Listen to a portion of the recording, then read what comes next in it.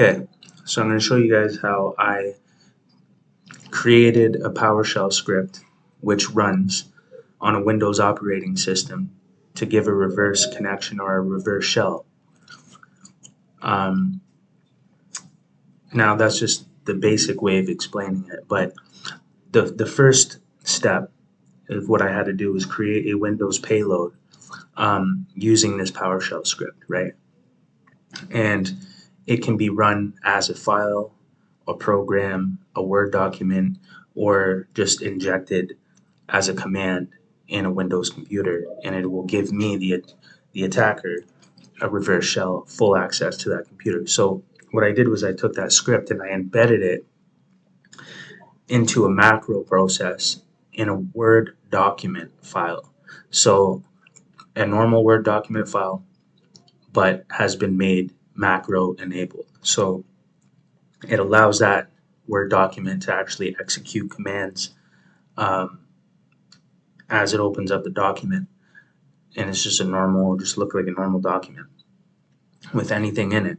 So here's the trick though. Usually, in most case scenarios, your antivirus program is going to stop this from happening.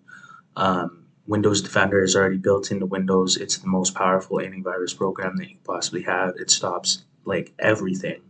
I've taken years to try to create a PowerShell script or another script that actually lets me bypass Windows Defender, which literally took me years and years and years of failure to the point where I gave up for like years. I came back to the table.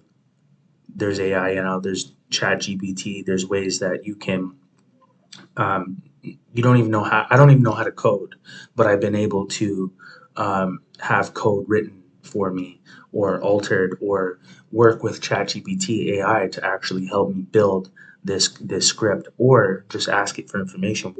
How could I alter this script in a way that might make its signature less common, right?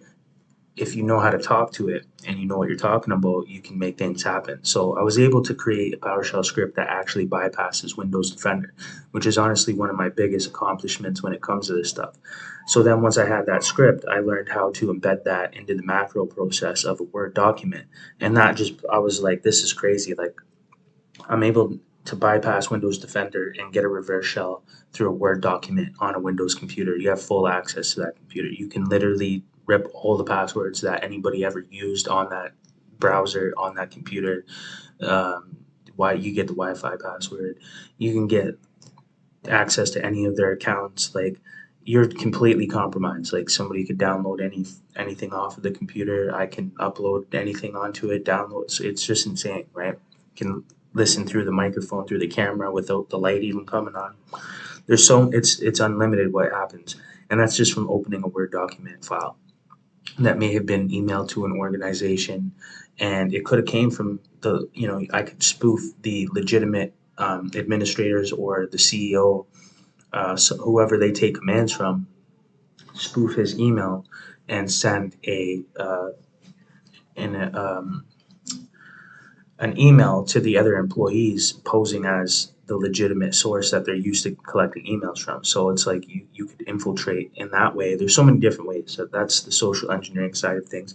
But let me get into it now and just show you um, a little bit about how this works. So here's the Word document um, file. So when I double click this, it's going to open up as a normal document, and that's it. You just see that. Guess what? Watch this. Boom. We now have full access. Just like that. PWD.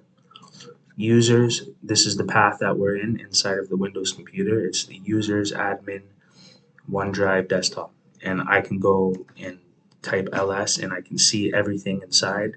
You can see this is my real Windows machine that I'm testing this out on, and these are my real files. So on my desktop, right? PWD. And from this point, now what I could do is create another interpreter payload, which will give me more privileges and a better shell. And then I can upgrade this shell to that shell by uploading that onto your computer and then running that file. So now I'll have two shells. One of them will be a lot more powerful than this basic shell. But this is the process, right? I got a basic shell, now I upgrade it to an interpreter shell. Crazy. Full access, you're totally compromised. So I'll just give you a little bit of insight of what I did here so you don't think I'm just making this stuff up or something. But what what this is, what this has to do with, you can look this up, right? Is the macros right here, macros ability that WordPress documents have to create processes. You can Google it and get into more detail about how it works, but this is the code right here, and it basically commands PowerShell to run this script, and this is right here is my PowerShell script that gives me the reverse payload onto the computer. I'm not going to show you the full script of that because that's extremely valuable and took me years to get to that point. And the more people that know that specific script, eventually Windows will become fond of that signature and they will block it. And that technique and that PowerShell script that I'm using to bypass Defender right now will no longer work. So I forgot actually to even show you that is that Windows Defender is on. A lot of people are probably not going to believe this, but I also have the most up-to-date version of Windows 10. Hold on. So yeah, everything is on. As you can see, real time is on. Um, Everything is on. As for Windows Defender, as you can see, like literally everything. I turned everything on to make sure that it can bypass this.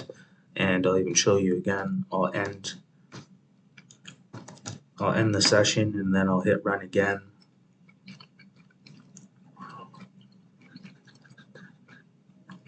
And then I'll open the file again and then we'll get a reverse shell again. As you just saw now, that Windows Defender is fully turned on.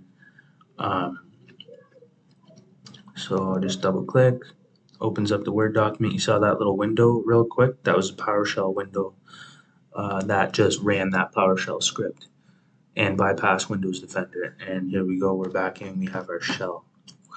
So now I can navigate, do anything on that computer, upgrade my shell. It's game over. So that's basically a little bit of how that works. It's a little bit more complicated than that.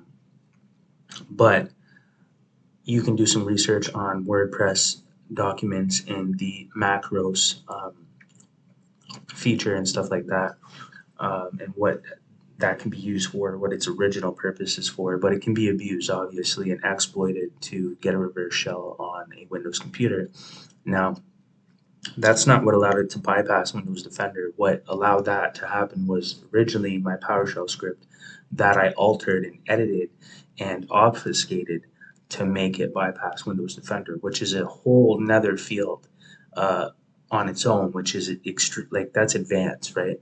And like I said, it took me like my whole life of doing this stuff to actually even get to learn how to do obfuscation. I've tried to do it forever and failed.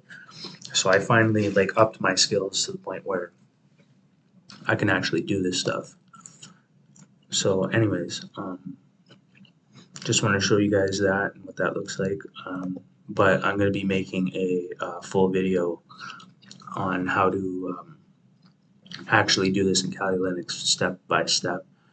And there's some more complicated steps that are going to be added, but that's for my paid members in my Patreon that are committed to wanting to learn this stuff. And you just follow the steps, just follow everything that I'm doing. You don't have to know what's going on. If I can do it, you can do it. And there's just a process, you know what I mean? And you can do this stuff, and it's like the coolest thing ever. You show your friends this, whatever. And also learning this stuff is giving you an advantage of you could look at that code now that I just showed you in that macro. You know how to open up a Word document in a controlled environment where you can't be compromised in a virtual box environment and look at the code inside the macro of that Word document, and you can literally see the code and what it's doing. Once you know how to create a PowerShell script to get a reverse shell, it just looks normal now. You're like, oh, okay, I know what this is doing. I know that when you open up a Word document and go into the macros, there shouldn't be that PowerShell script, and you can identify it as a PowerShell script just by little commands that it says. It literally says PowerShell in the script. So there's ways that you can look at that and be like, oh, okay, this is malicious and it's using PowerShell. So now you know that you can actually go into Windows, go into your processes, right? And scroll all the way down, because this is where the PowerShell process is going to be open. And as you can see, Windows PowerShell is open twice because there's two different shells. Now watch this. When I just end task, I just killed those tasks, and that just killed the reverse shell that we just had. So you see what I mean? If you could have just realized that you were compromised by looking in processes on Windows and knowing that PowerShell shouldn't be running. Even though PowerShell is a normal Windows feature, so it's actually normal to see that, but it's not normal unless you use PowerShell, which you would have to be an IT type of person to be using PowerShell, because it's all terminal commands. So if you're a normal user, that shouldn't be running in the background. Nothing should be using that unless you're compromised. You might even see Windows shell experience. Sometimes that could mean that there's a shell running. So there you go. You just got to see how that works, how I bypass Windows Defender, how I embedded that script into a Word document, and how that works, and then how to identify it running in the background of your system, even though that it bypassed everything, and end it and kill that process. And look, it killed the session. So this is why you need to be learning this stuff, because if not, you wouldn't have been able to do that, and you would just be freaking out thinking, oh, I'm hacked, I'm compromised, I'm hacked, I'm compromised. But there's ways to look, and there's ways to block access to any type of remote reverse connection onto your laptop, so you don't have to live in fear. There's ways to be completely anonymous, online, even from government entities, and you can be completely secure online and be completely invisible and accomplish whatever you need to do and utilize the internet for whatever you need to utilize it for. The future is going to be in computers and technology. You have an advantage right now, and I saw that. So that's what I'm doing. I'm taking advantage, and I'm actually interested in this stuff. I think this is cool. Like, who doesn't think hacking is cool? Like, I don't understand. But, obviously, if it's being used for good and to find holes in systems and patch them before the bad guys get in there, that's what security penetration testers are needed for, is to find the vulnerabilities, find the issues by actually doing it for real, right? Doing what I'm doing right now, seeing that, okay, that shouldn't have happened, right? How do we patch it? How do we block it? Oh, okay, boom. We had SSH open. We just have to block that port in the firewall and on the laptop. Case closed. Can't get remote access through SSH. Okay, we found that these malicious payloads are using certain ports. We can block those ports in the router, in the firewall, and on your device. So in the end of the day, there's so many things that you can actually do to prevent and to remove access if you've been compromised. And this is just Windows. I've shown how to do a similar thing with your Wi-Fi home network, right? And I've shown you how to look in your Android phone and see certain things. And I'm going to be making more videos. Like, I'm going to be making a video about rootkits.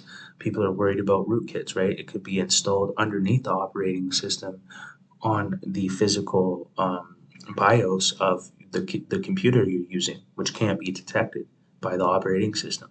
So there are tools that can be used that are used from IT professionals. You just need to know about these ones, not these little websites that you pay money and you get ripped off and it's a scam and it doesn't really work and it says loading 60%.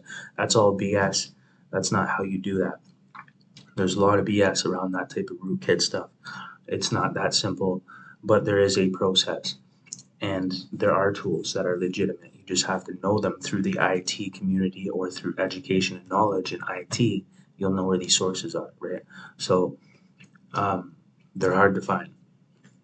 I'll be making a video about rootkits and how to remove them, how to find them on every operating system, other than iPhone and Android, and those aren't really devices that get rootkitted. We're talking about computers and stuff like that. It goes on and on and on. There's so much that I'm going to show you guys. Um, but it can all be learned and you can benefit so much from learning this stuff. But anyways, I'll be making some more videos coming up.